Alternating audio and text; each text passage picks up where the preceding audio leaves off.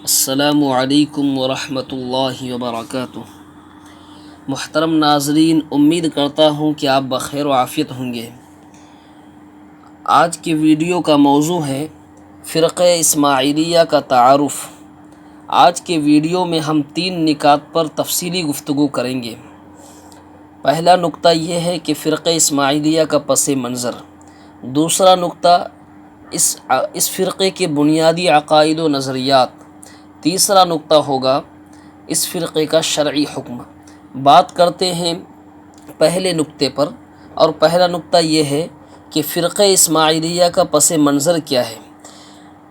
فرقہ اسماعیلیہ رافضیت یعنی شیعہ مذہب کا ایک شاخ ہے، بلکہ عقائد کے اندر رافضیت سے بھی بڑھ کر ہے۔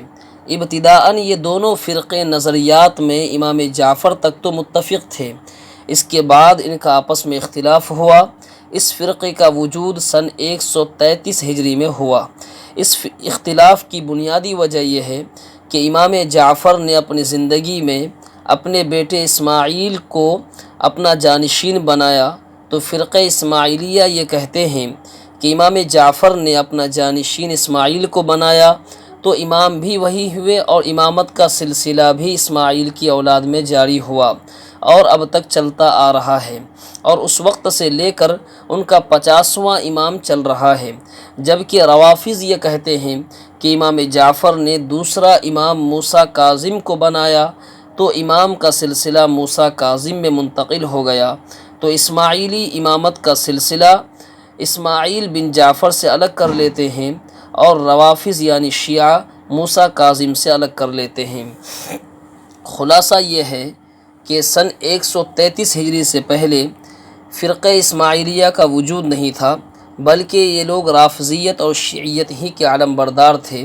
لیکن جب سن 133 ہجری میں امام جعفر کے جانشین کے بارے میں اختلاف ہوا تو 2 گروپ ہو گئے۔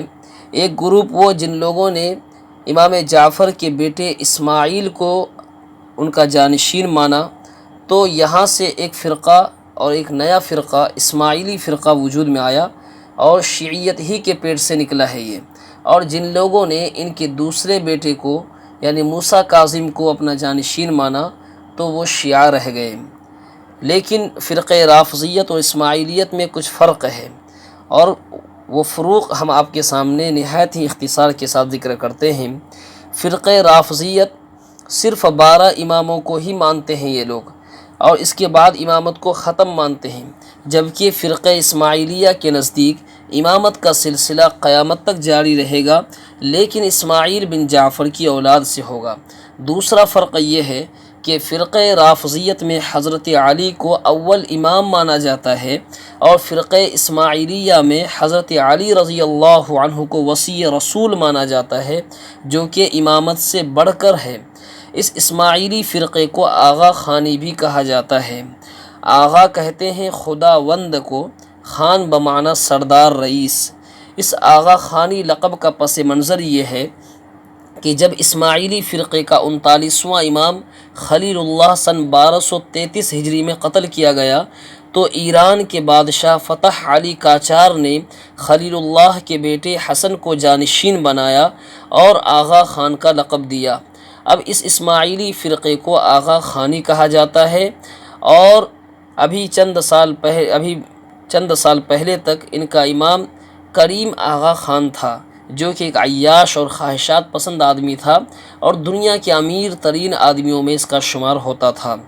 اب اس دنیا سے یہ چلا گیا ہے، اور صفحہ ہستی اس کے وجود نامسعود سے پاک ہو چکا ہے۔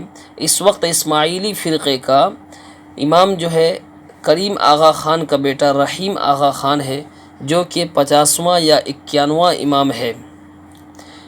اب بات کرتے ہیں اس فرقے کے عقائد و نظریات پر، جو کہ ہمارے ویڈیو کا موضوع اصلی ہے۔ وہ یہ ہے کہ فرقہ اسماعیلی کے عقائد و نظریات کیا ہیں۔ ان میں سے ایک یہ ہے، پہلا عقیدہ کلمہ توحید۔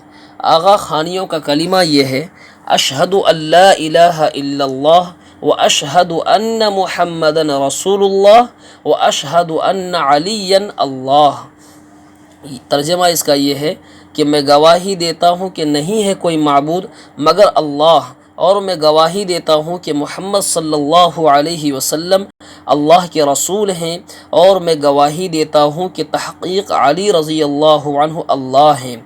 گویا کہ یہ فرقہ اس کلمے کے اندر حضرت علی رضی اللہ تعالی عنہ کے الوہیت کے قائل ہیں، حضرت علی کو خدا اور اللہ مانتے ہیں۔ دوسرا عقیدہ، عقیدہ امامت۔ یہ فرقہ آغا خان کو اپنا امام مانتا ہے اور اس کو جملہ اشیاء ہر نیک و بد کا مالک جانتے ہیں، اور اس کے فرمان کو بڑا فرض سمجھتے ہیں، اور اس کو ہر جگہ حاضر و ناظر سمجھتے ہیں۔ اور آغا خان جو ان کا امام ہوتا ہے، اس کے دسترس میں گناہوں کے معاف کرنے اور گناہوں پر سزا دینے کا اختیار بھی مانتے ہیں۔ کسی کو جنت و جہنم کے فیصلے کا بھی اختیار یہ لوگ دیتے ہیں اپنے موجودہ امام کو۔ خلاصہ یہ ہے کہ جو ان کا جانشین یعنی آغا خان ہوتا ہے، ان کا امام، ان کے اندر یہ تمام صفات الوہیت کو ثابت کرتے ہیں۔ تیسرا عقیدہ، شریعت کی عدم پابندی۔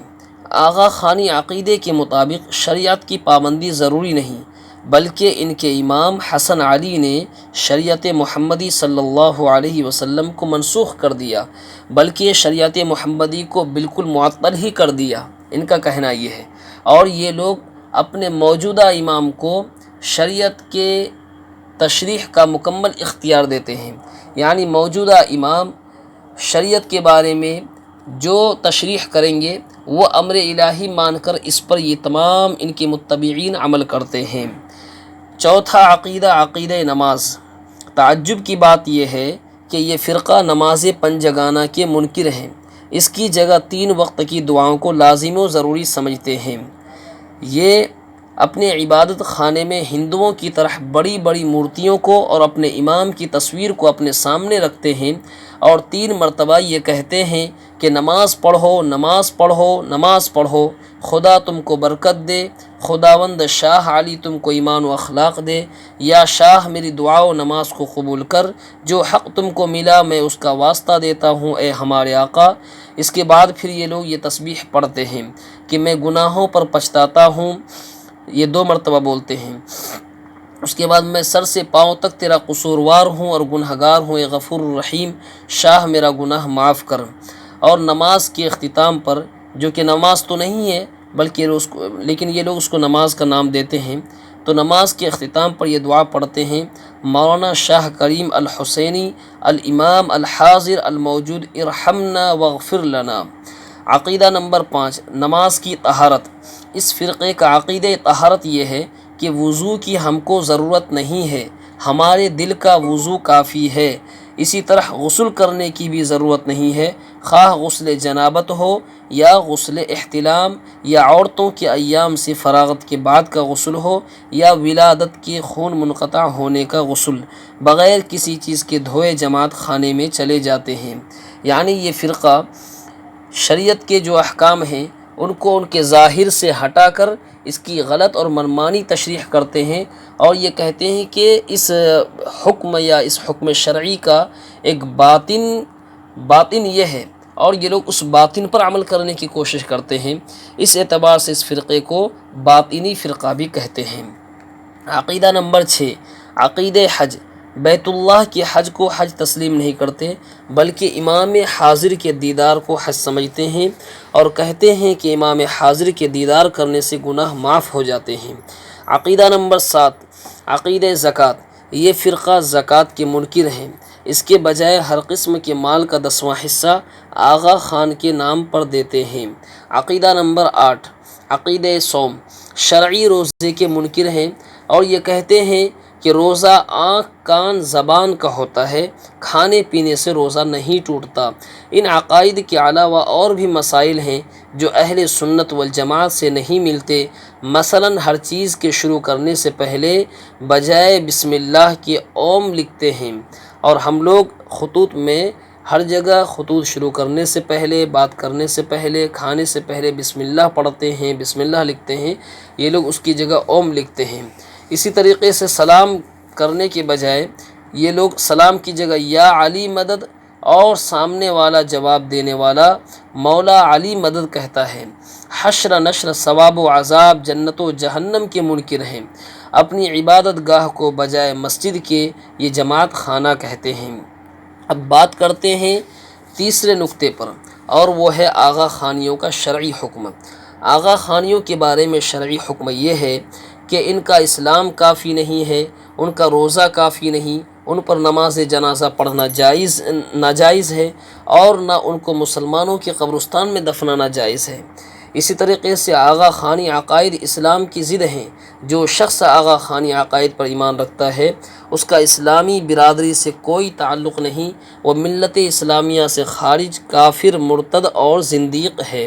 جو احکام مرتد اور زندیق کے ہیں وہ احکام آغا خانیوں کے ہیں، نہ ان سے تعلق جائز ہے، نہ آغا خانیوں سے دوستی جائز ہے، نہ آغا خانیوں سے رشتہ ناطہ کرنا جائز ہے، حتیٰ کہ مرتد کے ساتھ کھانا بھی جائز نہیں ہے۔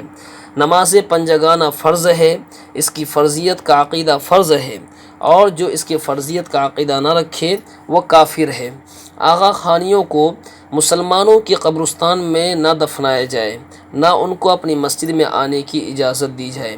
ناظرین، میں امید کرتا ہوں کہ آپ کو آج کے ویڈیو میں فرقہ اسماعیلیہ کا مکمل تفصیلی تعارف آپ کے سامنے آیا ہوگا، اور جو 3 نکات ہم نے ویڈیو کے شروع میں پیش کیے تھے، ہم نے اپنی بساط بھر اور کوشش کی ہے کہ مکمل تحقیق کے ساتھ ان 3 نکات پر تفصیلی گفتگو کی جائے۔